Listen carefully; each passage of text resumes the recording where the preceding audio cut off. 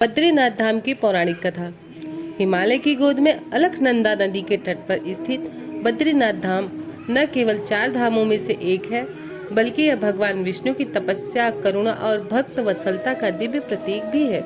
कहा जाता है कि देवता भी तप करने आते हैं यहाँ। वही भूमि बद्रीनाथ धाम कहलाती है। एक समय की बात है, भगवान विष्णु बैकुंठ में लक्ष्मी जी के साथ विराजमान थे। तभी नारद मुनि वहाँ आए। नारद जी ने देखा कि भगवान विष्णु पूर्ण रूप से लक्ष्मी जी में लीन है। नारद जी ने विनम्रता से कहा, प्रभु, आप सृष्टि के पालनहार हैं, फिर भी गृहस्थ जीवन में इतने लीन हैं। नारद मुनि के वचनों से भगवान विष्णु के मन में वैराग्य उत्पन्न हुआ। उन्होंने तपस्या करने का निश्चय किया, हिमालय की ओर प्रस्थान किया। लक्ष्मी जी ने उनके पीछे पीछे चल दी। भगवान विष्णु ने उन्हें तप में बाधा न डालने देने के लिए द्वार पर बैठा दिया। यही कारण है कि आज भी बद्रीनाथ में भगवान विष्णु जी की मूर्ति के साथ लक्ष्मी जी नहीं विराजमान है। तपस्या के फल स्वरूप यह स्थान अत्यंत पवित्र बन गया। देवताओं ने इसे योग बद्री कहा। यहाँ ऋषि मुनि ने भी वर्षों तक तपस्या की। कहा जाता है कि इस क्षेत्र में कभी बैर के घने वन हुआ करते थे, जिसे यह क्षेत्र अत्यंत सुंदर और दिव्य लगता था।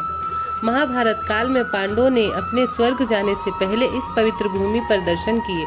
अर्जुन ने यही कठोर तपस्या कर दिव्य अस्त्र प्राप्त किए।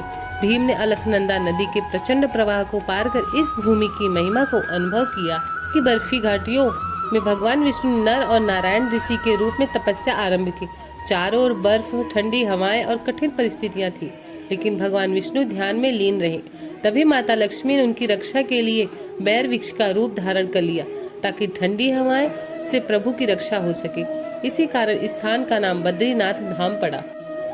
समय बीतने के साथ यह दिव्य धाम बर्फ में लुप्त हो गया।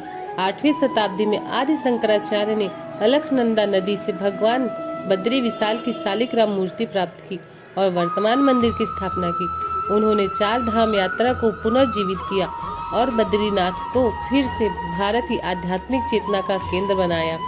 आज भी बद्रीनाथ धाम वर्ष में केवल 6 महीने खुला रहता है। शीतकाल में भगवान बद्री विशाल की पूजा जोशमीठ से नरसिंह मंदिर में होती है।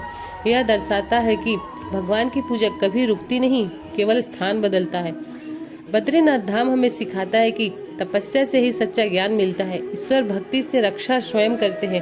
त्याग और साधना से मोक्ष का मार्ग प्रशस्त होता है। जो भी श्रद्धा और बद्रीनाथ के दर्शन करता है, उसके सभी पाप नष्ट होते हैं और उसे मोक्ष की प्राप्ति होती है।